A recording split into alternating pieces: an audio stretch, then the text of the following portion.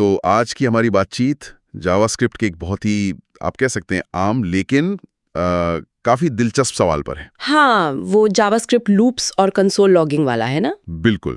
हमारे पास कुछ code snippets हैं, देखने में बिल्कुल एक जैसे। हाँ, मतलब दोनों में एक सिंपल सा फॉर लूप है और सेट टाइम आउट यूज हो रहा है। सही।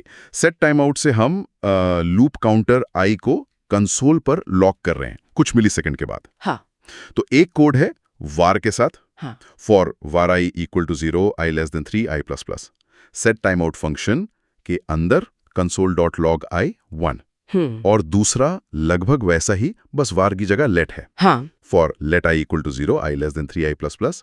सेट टाइम आउट फंक्शन के अंदर console.log i 1। देखने में तो लगता है कि भाई आउटपुट सेम ही होगा, शायद 0 1 2। हाँ, पहली नजर में तो यही लगता है, लेकिन यही तो वो कैच है। हाँ, इनका आउटपुट एकदम अलग आता है। बिल्कुल। पहले का कुछ, दूसरे का कुछ और।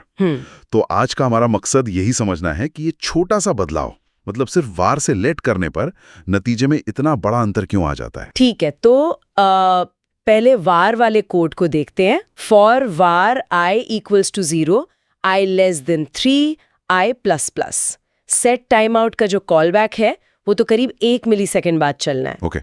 इसका असल आउटपुट क्या आता है?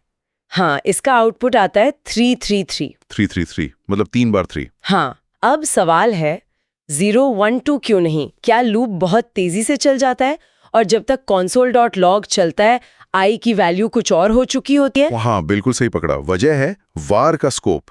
वार जो है वो फंक्शन स्कोप्ड होता है। फंक्शन स्कोप्ड मतलब या तो वो पूरे फंक्शन के लिए होता है या फिर अगर फंक्शन के बाहर है तो ग्लोबल होता है। वो फॉर लूप के कर्ली ब्रेसेस के अंदर लिमिटेड नहीं रहता। अच्छा, तो इसका मतलब है कि वो फॉर लूप जो 0 1 और 2 के लिए चलता है वो अपना काम बहुत तेजी से निपटा लेता है। एग्जैक्टली। जावास्क्रिप्ट इंजन लूप को मिली सेकेंड्स में ही पूरा कर देता है। अब सेट टाइम आउट का जो कॉल बैक है वो तो करीब 1 मिलीसेकंड बाद चलना है। ओके। तो जब तक वो पहला कॉल बैक चलने की बारी आती है लूप तो कब का खत्म हो चुका होता है और तब तक i की वैल्यू बढ़ते बढ़ते 3 हो चुकी होती है। 3 क्यों? लूप तो 2 तक ही चला था। हाँ, लूप चला 0 1 2 के लिए, पर लूप रुकता कब है? जब i 3 की कंडीशन फॉल्स होती है। ये फॉल्स तब होती है जब i की वैल्यू 3 हो जाती है। अच्छा, हाँ, समझ गया। और क्योंकि var फंक्शन स्कोप्ड है, वो तीनों set time out call back वो सब एक ही i को देख रहे होते हैं। बिल्कुल, वो तीनों कॉल बैक एक ही मेमोरी लोकेशन वाले i वेरिएबल को रेफर कर रहे हैं और जब तक वो चलते हैं उस i की फाइनल वैल्यू 3 हो चुकी होती है। इसीलिए तीनों 3 प्रिंट करते हैं। ओके, ये var वाला किस्सा तो समझ आ गया। अब आते हैं दूसरे कोड पर। लगभग सेम, बस var की जगह let है। For let i is equals to 0, i less than 3, i plus plus। set time out callback is equals to console.log of i, 1। और यहाँ जैसा हमने पहले कहा आउटपुट एकदम अलग आता है। क्या आता है यहाँ? यहाँ आता है 0 1 2। वाह, मतलब जो हम एक्सपेक्ट कर रहे थे शुरू में, सिर्फ एक कीवर्ड बदलने से। ये कैसे हुआ? ये है लेट का कमाल, या कह सकते हैं लेट का ब्लॉक स्कोप। ये 6 में जब लेट और कॉन्स्ट आए तो उन्होंने ये ब्लॉक स्कोपिंग इंट्रोड्यूस की। ब्लॉक स्कोप मतलब वो सिर्फ अपने कर्ली ब्रेसेस के अंदर ही वैलिड रहता है। सही। तो फॉर लूप के केस में हर बार जब लूप चलता है हर इटरेशन पर लेट की वजह से i का एक नया फ्रेश इंस्टेंस बनता है। एक नया i हर बार। हाँ, बिल्कुल। तो पहली बार जब लूप चला i is equal to 0 तो एक i बना जिसकी वैल्यू 0 थी। दूसरी बार i is 1, एक दूसरा i बना जिसकी वैल्यू 1 थी। और तीसरी बार i is equal to 2, एक और नया i बना जिसकी वैल्यू 2 थी। अच्छा, तो हर सेट टाइम आउट का कॉल बैक अपने वाले i को पकड़ लेता है। एग्जैक्टली।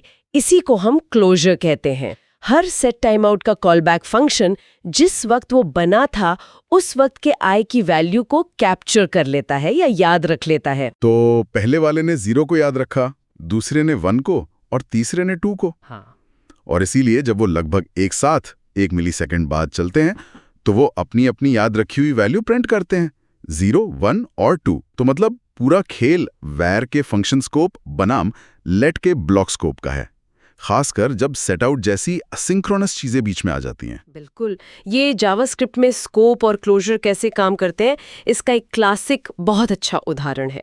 पहले मतलब लेट के आने से पहले यही सेम चीज़ करने के लिए यानी हर इटरेशन की वैल्यू को अलग रखने के लिए डेवलपर्स को अक्सर IIFE का इस्तेमाल करना पड़ता था। IIFE वो इमीडिएटली इन्वोक्ड फंक्शन एक्सप्रेशंस। हाँ वही, हर लूप इटरेशन में एक फंक्शन बनाकर तुरंत कॉल करना पड़ता था ताकि एक नया स्कोप बन जाए। लेट ने इस काम को बहुत बहुत आसान कर दिया। वाकई, मतलब ये सिर्फ सिंटैक्स का फर्क नहीं है, इसने असल में डेवलपर्स के सोचने का तरीका बदल दिया कि लूप्स और डिलेड कोड यानी असिंक्रोनस ऑपरेशंस कैसे साथ काम करते हैं। सही कहा। और ये स्कोप की समझ होना मतलब असिंक्रोनस जावास्क्रिप्ट लिखने के लिए बहुत ज़रूरी है, वरना पता ही नहीं चलता कि कहाँ गड़बड़ हो रही है। ये सिर्फ सेट टाइम आउट नहीं, promises, async await, event handlers, सब जगह ये फंडे काम आते हैं।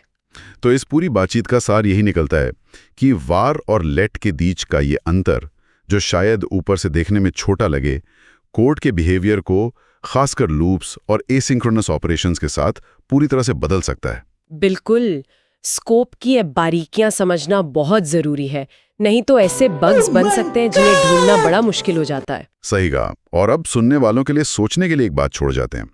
ये जो समझ बनी है स्कोप और क्लोजर की, ये जावास्क्रिप्ट में दूसरे असिंक्रोनस पैटर्न में कैसे मदद कर सकती है। जैसे मान लीजिए आप कहीं से डेटा फेच कर रहे हैं या कोई कॉम्प्लेक्स यूजर इंटरफेस बना रहे हैं। जरा सोचिए कि ये कॉन्सेप्ट्स कोड लिखते हुए या बग्स ढूंढते हुए और कहाँ-कहाँ नजर आ सकते हैं या काम आ सकते हैं।